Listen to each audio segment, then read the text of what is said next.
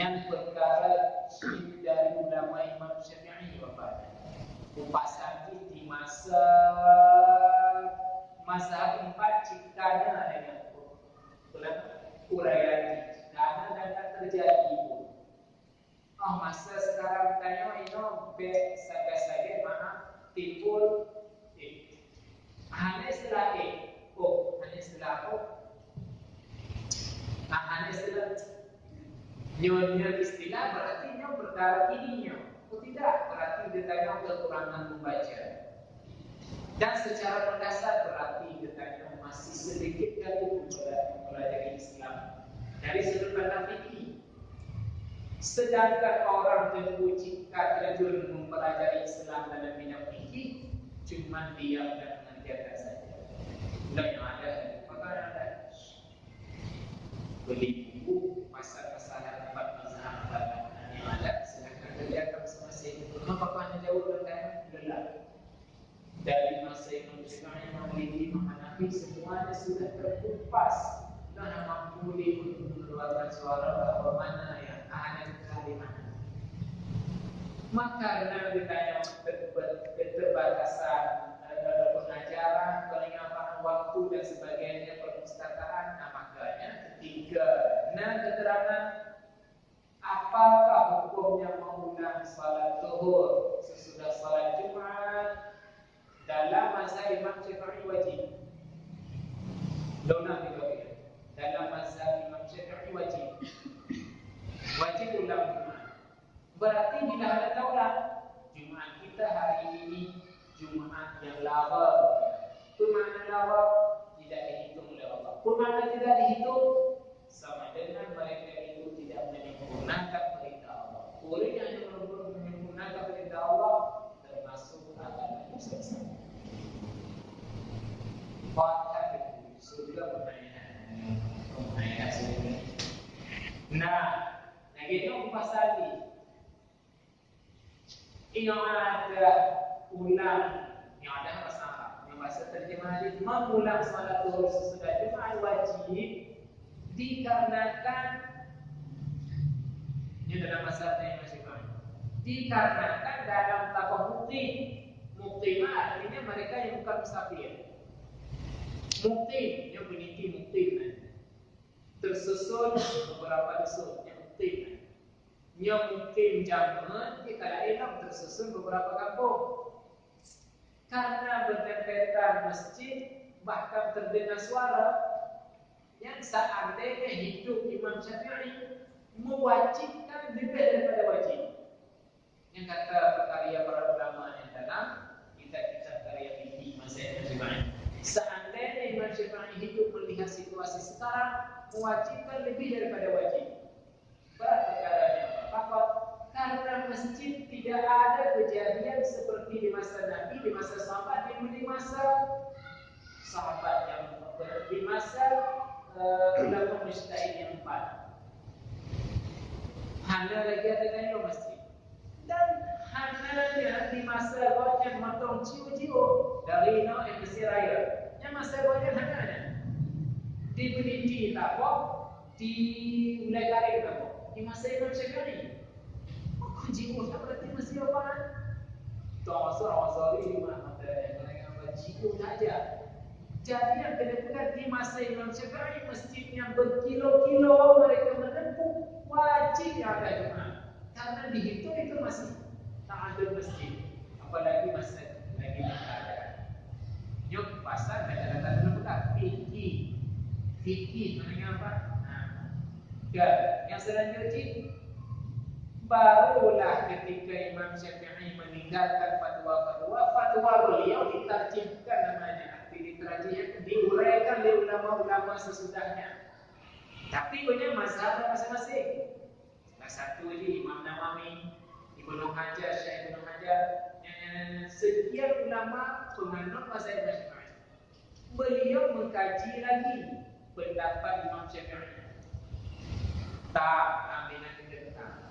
Walaupun banyak-banyak masjid, jalan keluar, mereka mendirikan masjid satu lorong satu karena hajat kepentingan. Artinya Pantapoh kampung mungkin peniki dan pedang pantapoh masjid hamuan. Hamuan apa? Lupa kata orang. Hamuan pasti hamuan. Karena hamuanlah berhajat ke masjid yang lain walaupun dalam satu kampung. Jadi nak alasan pedang masjid tengku di noi ini dia bau besar ada pun hamuan. Ambil satu duduk peniki. Dia contoh. Berarti itu tercapailah alasan.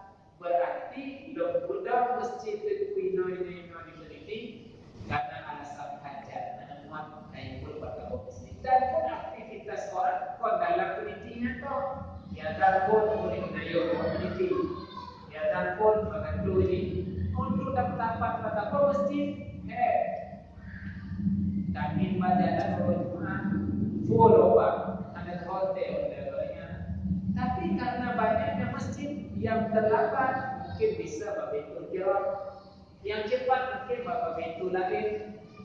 Nah, hajatkan. Nah, ketika dengan situasi ke masjid ada masalah boleh, namun kuncinya yang ada di mana bukan lagi melihat ke masjidnya, tetapi melihat ke ahli 40. Ahli kultur dalam masjid, laki-laki Islam, laki-laki balik berangkat dan terhormat suci pakaiannya sesuai dengan syariat. Karena dalam masjidnya bermacam ragam memperoleh peristiwa rumah tangga, ada yang istri jangankan pergi ngaji, suami pun tidak pergi ngaji. Berarti urusan taharahnya baju mana jelas. Berapa orang dalam masjid? Setengah sah pedih. Tinggal 30 yang taat kepada Allah tentang taharah. Apakah 30 yang termasuk ahli tutup? Itu roda dan cukup. Jadi beruntung selesai khatib solat Jumat yang ada tuhurnya. Yang ada tuhurnya pada makna menutupi 10 orang tadi. Jadi siapa yang tidak mengerjakan guna yang ada tuhur sama dengan mereka hari itu tidak ada Jumat karena tidak ada ahli tutup.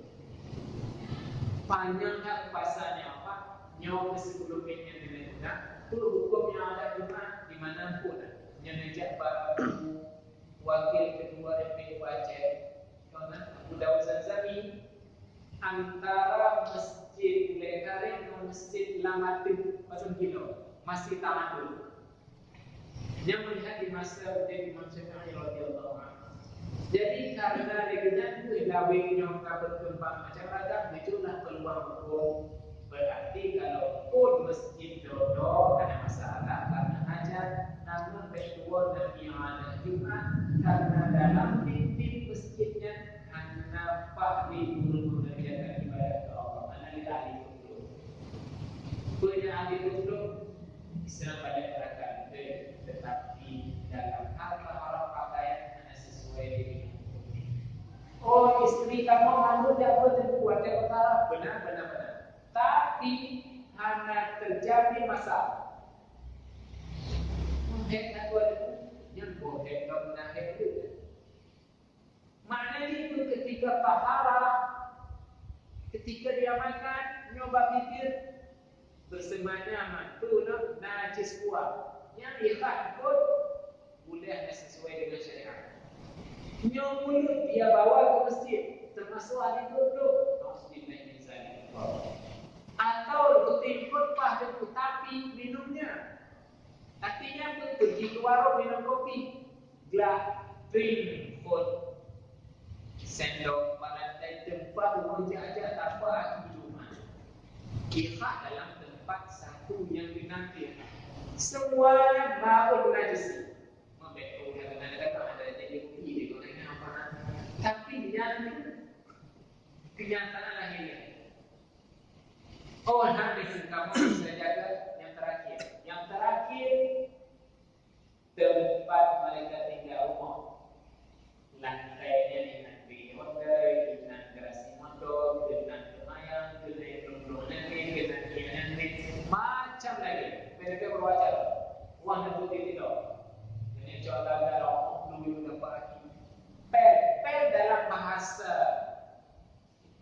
kesehatan memang menghilangkan hukuman, tapi dalam bahasa roh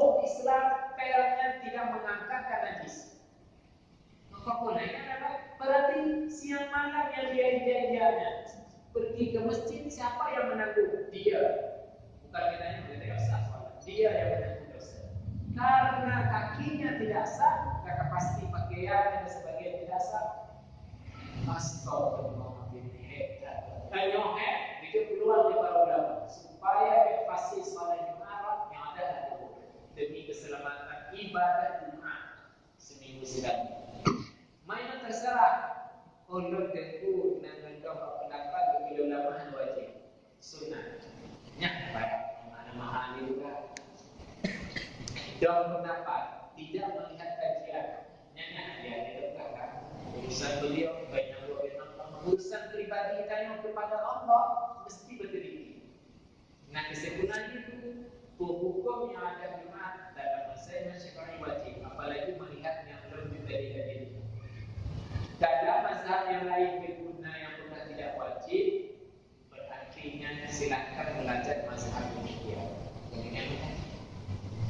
Yang bagi dia dulu. Tapi bila yakin, kalau ahli betul itu, lo yakin insyaAllah pendidikannya lebih mendung dia jatuh dengan mata haram doa alhamdulillah. Yang hukum yang ada Jumat haram. Hanya yang ada di Jumatnya. Karena keyakin kasar Jumat kepuya pukul doho di golek. Berarti dari awal mana keutamaan bahwa dan haram kerjakan bila yakin sah. Bila ragu-ragu sunnah. Nyotang punya berpah Tuhan. Yang ragu sunnah. Bila yakin hanapa berarti wajib.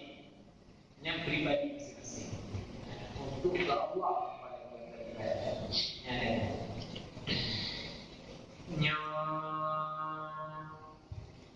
di Aceh Selatan Pakon karena pesantren Darussalamnya sampai di Labuhnya cabang Labuhan Haji Mendungnya rata-rata yang ada di rata-rata biasanya tidak jalan Aceh Utara dan sebagainya terus nah mesin-mesin yang ada ulama yang berfatwa betul ya walaupun gunanya cuma alasan tersendiri awalnya melihat bahwa jemaahnya cukup dan masjidnya tidak walaupun dekat dengan alasan dan bahwa winong dan magang dalam mungkin keluarga dapat maka dia hanya belum lanjut yang ada turun ada masalah tapi bedanya apa dia lumayan besar beginian dengan yang ada doa besar jadi yang jika sejarahnya di masa perdebatan penuh mazhab dunia Islam masyarakat yang tinggal baca insyaAllah yang namanya umumkan kapan-kapan itu muridnya yang jawab santai dan terjemah yaitu khilafiyah tentang yang ada di dalam mazhab semuanya wajib dari fotokopi bukan turun melimatkan halaman untuk sebagai perpustakaan yang membaca-baca dan fotokopi sebagai pegangan dari tapi berjamaah bila pribadi yang setuju dan orang-orang setuju yang ke home yang hadir pada maka kita jumpa yang ada di mana home itu dia home apa jelas lor dan lomba wajib maka dia lomba lor dan lomba sunnah maka dia lomba lor dan lomba hanya wajib cukup cara alhamdulillah tapi maka nanti pengasahan penuhanan itu dosa besar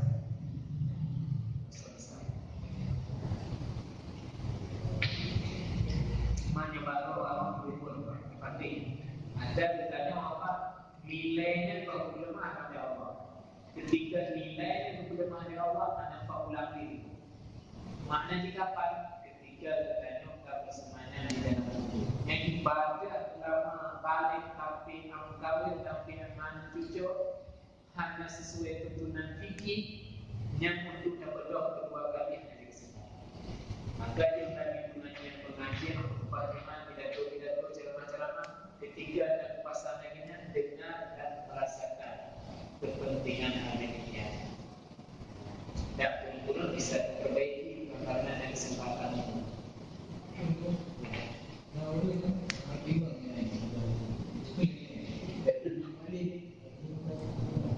Akhirnya